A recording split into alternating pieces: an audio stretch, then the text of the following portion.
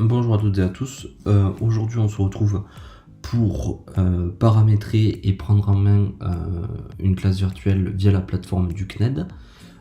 Pour rappel, ce tutoriel est réalisé sur un MacBook et j'utiliserai le navigateur Google Chrome.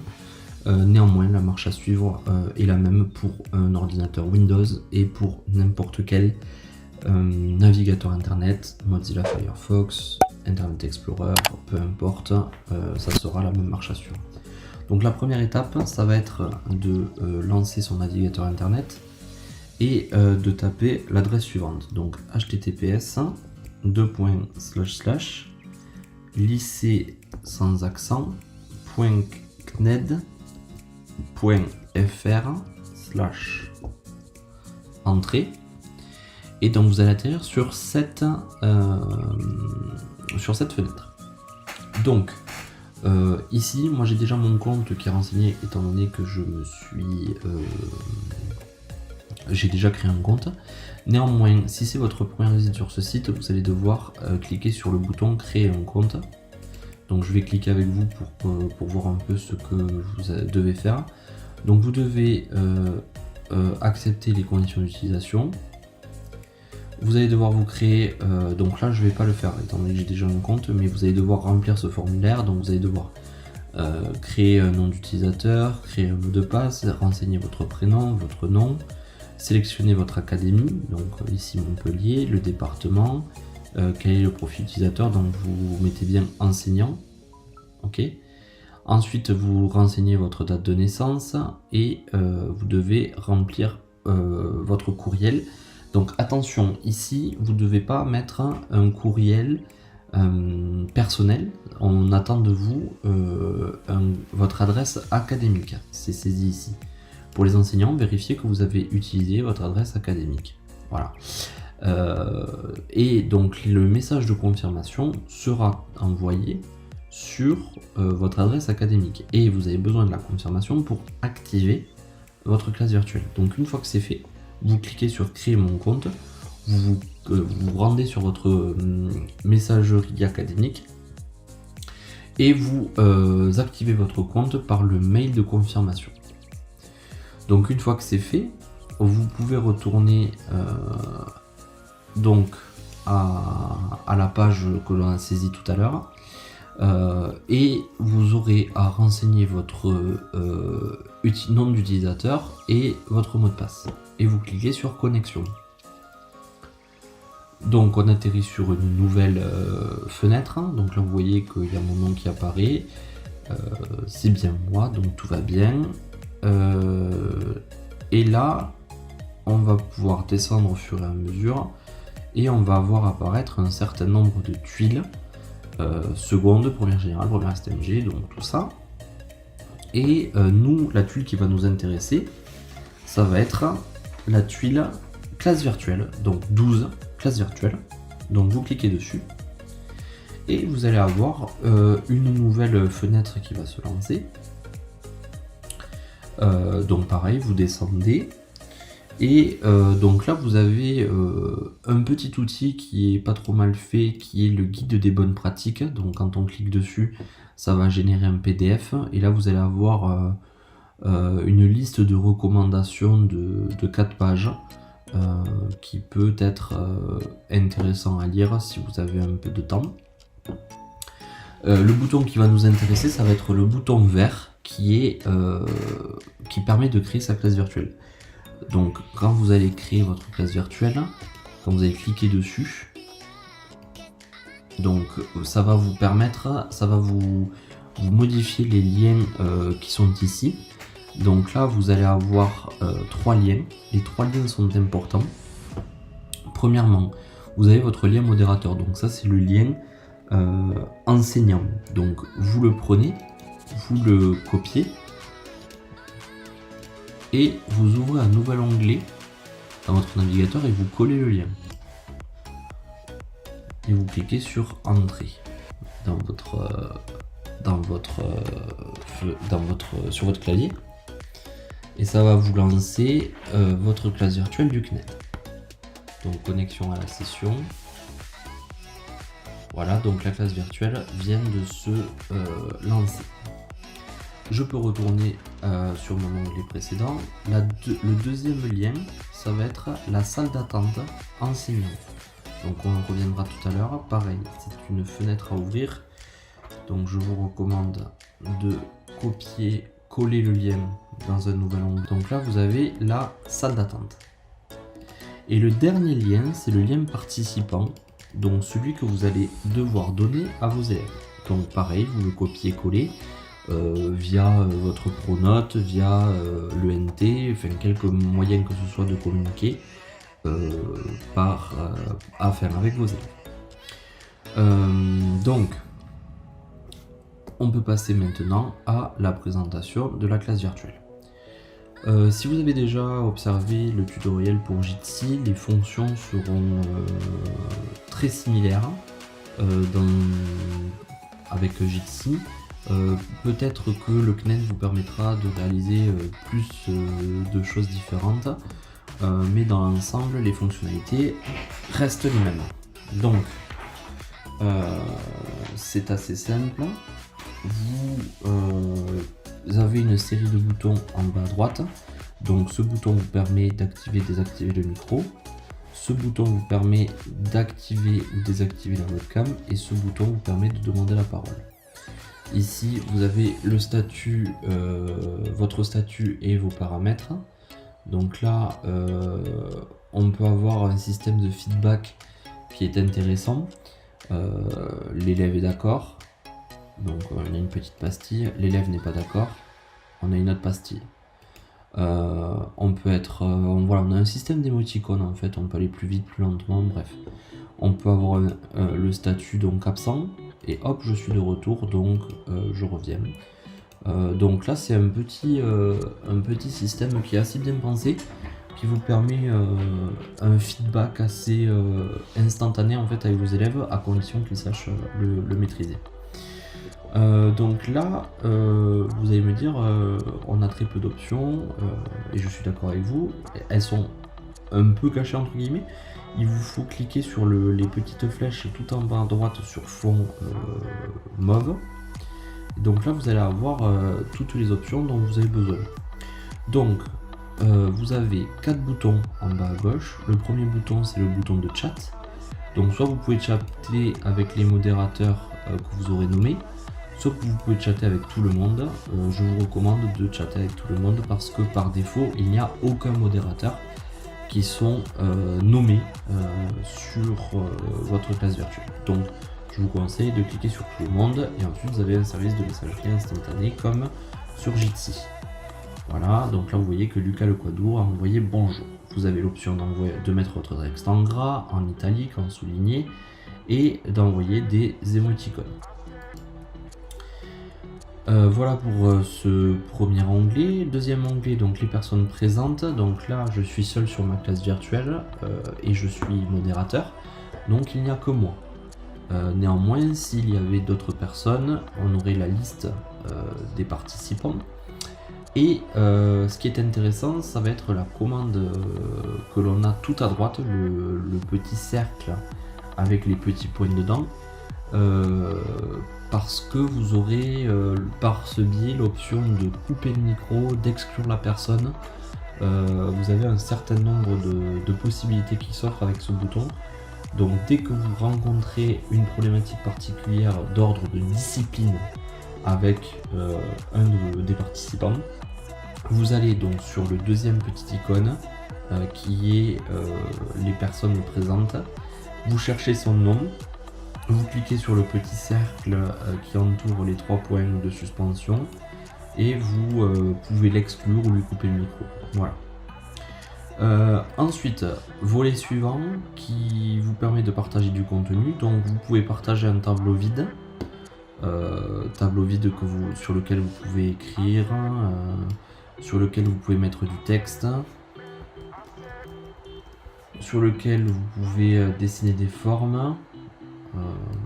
Voilà, vous pouvez faire tout ce qui vous plaît dessus.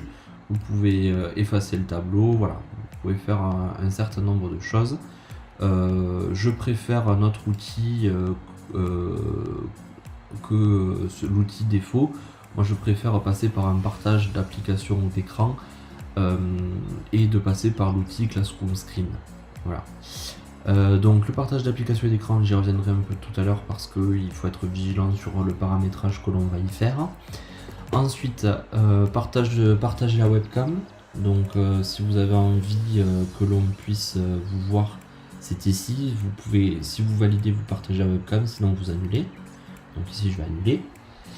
Ensuite vous avez l'opportunité de partager des fichiers. Donc vous pouvez ajouter des fichiers via votre bibliothèque de fichiers de l'ordinateur. Attention cependant, les fichiers ne restent pas. C'est-à-dire qu'il faut s'assurer que tout le monde a bien récupéré le fichier que vous voulez partager sur son ordinateur. Ça peut être très pratique pour partager un document à étudier pendant la séance. Voilà, ça peut être très très intéressant. Ensuite vous avez l'option de pouvoir faire un sondage, donc soit un sondage à choix multiples, soit un sondage dichotomique. Aimez-vous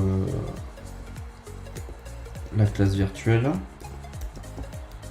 Oui, non. Et vous pouvez ajouter d'autres choix. Vous faites commencer et vous allez avoir le sondage qui apparaît là. Hop, je clique sur oui. Et quand je veux voir les résultats, hop, je peux verrouiller le sondage et c'est fini.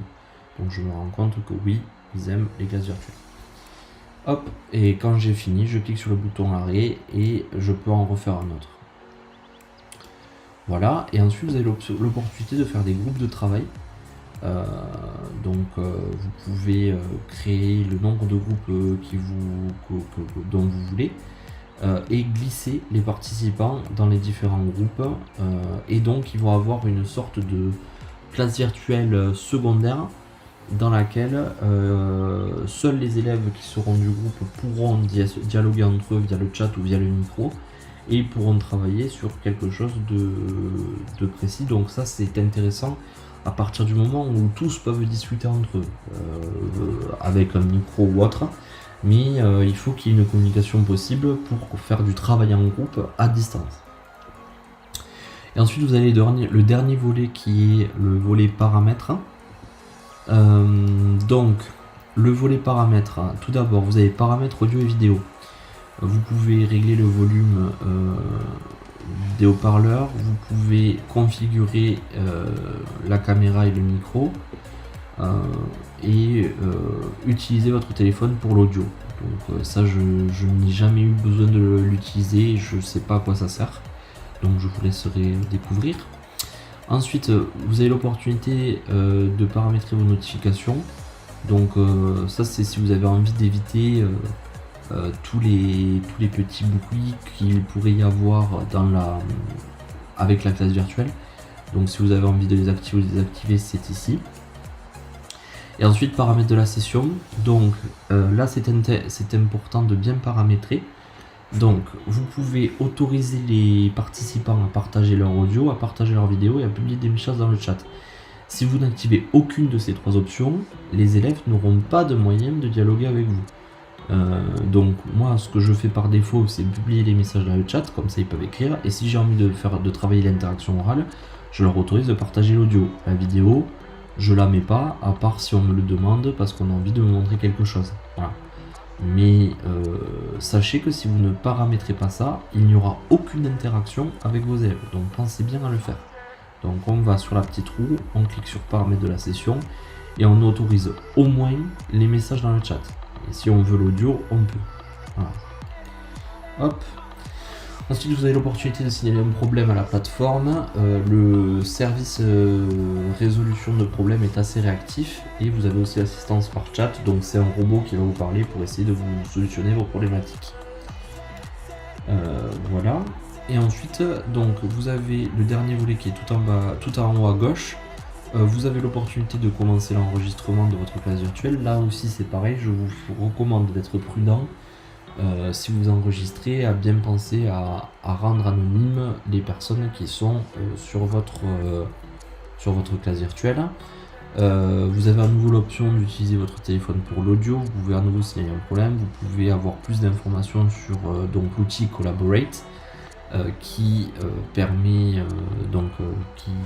c'est l'interface en fait avec laquelle vous allez travailler.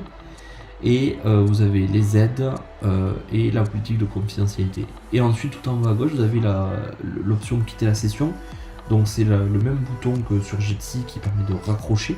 En fait, vous allez couper la classe virtuelle en cliquant sur quitter la session. Donc voilà pour le tour de l'interface. Donc maintenant, je vais vous montrer le principe de la salle d'attente.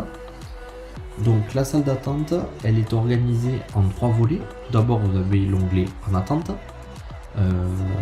Là apparaîtront les personnes qui souhaitent rentrer dans votre classe virtuelle. Ensuite, il y a le volet autorisé. Donc là, ce sont les personnes que vous avez autorisées à rentrer.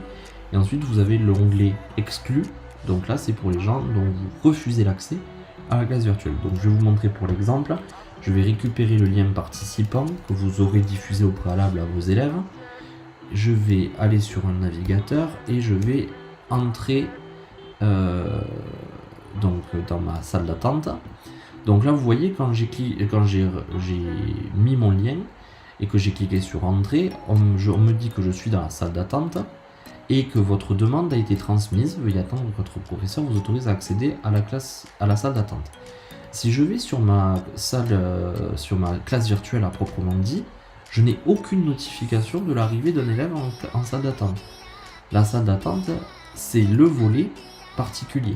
Donc si j'actualise, on me dit que Lucas Lepoidou, donc moi, souhaite rentrer dans ma salle d'attente. Donc soit je lui valide l'entrée avec le petit bonhomme bleu, soit je lui refuse l'entrée, soit je l'interdis d'entrer. Donc là, pour bien le faire, je vais lui valider l'entrée. Tac. Et là, on me dit, sur ma vision élève, on me dit votre demande a été acceptée, vous pouvez désormais accéder à la salle de classe. Et là, il faut bien cliquer sur accès. On n'a pas une redirection automatique qui s'opère. Et voilà. Donc vous vous rendez compte que là, je suis dans la salle virtuelle. Et là, je vois bien que j'ai mon élève Lucas Lepoidou qui est entré dans la salle virtuelle. Donc là, je vais lui autoriser à parler avec moi. Je vais sur ma petite roue. Je clique sur paramètres de la session. Je lui autorise à publier des messages dans le chat. Je vais sur ma vision d'élève. Je vais sur mon chat. Je vais lui écrire « Bonjour monsieur ». Hop, j'envoie le message. Et si je vais sur ma vision enseignant, hop, je me rends compte que mon élève Lucas Lepoidou m'a envoyé un message. Donc je peux lui répondre « Bonjour Lucas ». Et donc l'élève aura bel et bien sa réponse à son message. Donc ça c'est pour le chat. Ensuite, si vous avez envie donc de donner plus de responsabilité à l'élève, c'est aussi possible. Donc vous pouvez le nommer comme modérateur, vous pouvez le nommer comme présentateur, vous pouvez le nommer comme sous-titreur et vous pouvez aussi le retirer de la session. Donc c'est tout ça en cliquant sur le petit bouton rond avec les points de suspension à l'intérieur. Donc ce volet est très intéressant pour autoriser des rôles particuliers ou pour exclure une personne. Donc voilà à quoi ressemblerait la vision avec l'élève. Donc là on va dire que l'élève il a suivi son cours, il a tout assisté, il peut quitter la session. Hop, il quitte la session, il peut noter il peut émettre un avis sur la qualité de l'audio et de la vidéo de la session, ou il peut ignorer, il quitte, hop, j'ai bien été déconnecté, je peux fermer, et dans ma salle d'attente, je n'ai plus personne. Ça veut dire que je suis à nouveau tout seul. Là, en fait, vous avez besoin d'autoriser vos élèves qu'une seule fois, d'accord? Donc à partir du moment où Lucas Lepoidou aura été validé dans la salle d'attente, il pourra se reconnecter comme il le souhaite à la classe virtuelle. Hop, donc je reviens dans un dernier temps sur le partage de l'écran. Donc je vais sur l'onglet partage de contenu, donc le troisième bouton, et je vais sur partager l'application, l'écran, donc le deuxième bouton. Je clique dessus et là donc c'est la même interface que sur Jitsi. Vous pouvez partager l'intégralité de votre écran, une fenêtre de l'application ou un onglet. Comme je vous l'ai conseillé pour la plateforme Jitsi, je vous recommande de partager l'intégralité de votre écran afin que vos élèves puissent voir la même chose que ce que vous voyez. Donc, pour partager l'intégralité de votre écran, vous cliquez ici, donc sur le rectangle de votre écran, vous cliquez sur partager, et là va apparaître l'écran de mon ordinateur. Hop, donc vous voyez, dès que je clique, cela se modifie en temps réel. Donc vous pouvez présenter votre écran, présenter ce que vous avez envie de partager avec vos élèves.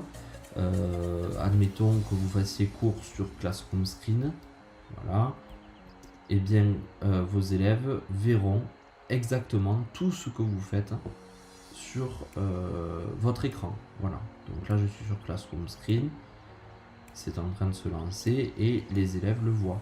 Vous voyez là, le temps que ça se modifie, on a vu qu'on était bien sur l'écran de Classroom Screen.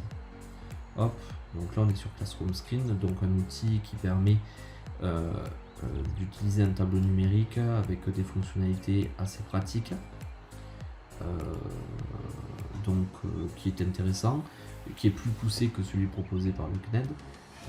Et vous voyez donc là, si je suis assez rapide, on va pouvoir voir, voilà, qu'on était bien sur Classroom Screen. Une fois que vous avez fini de présenter ce que vous vouliez présenter, vous cliquez sur arrêter le partage et vous avez fini votre présentation d'écran. Donc voilà, je pense avoir fait le tour de la plateforme CNED pour les classes virtuelles. Elle est intéressante parce qu'elle permet un certain nombre de fonctionnalités que Jitsi ne permet pas. Cependant, elle est peut-être plus complexe à prendre en main d'un point de vue paramétrage à proprement dit. Elle est peut-être voilà, un peu plus complexe, mais elle permet plus de choses. Après, c'est normal, c'est une plateforme qui a été créée par des enseignants, pour des enseignants, donc il y a un certain intérêt à peut-être utiliser cette plateforme qui est assez sécurisée en plus. Donc voilà, je vous laisse utiliser celle que vous préférez. Les deux permettent des choses très intéressantes, c'est à vous de faire votre choix. Donc n'hésitez pas, si vous avez des questions, à réagir par le biais de l'espace commentaire. Et peut-être que je suis passé aussi à côté de certaines choses, donc n'hésitez pas à demander un complément d'information. Et je vous souhaite une bonne continuation à tous et une bonne utilisation des classes virtuelles.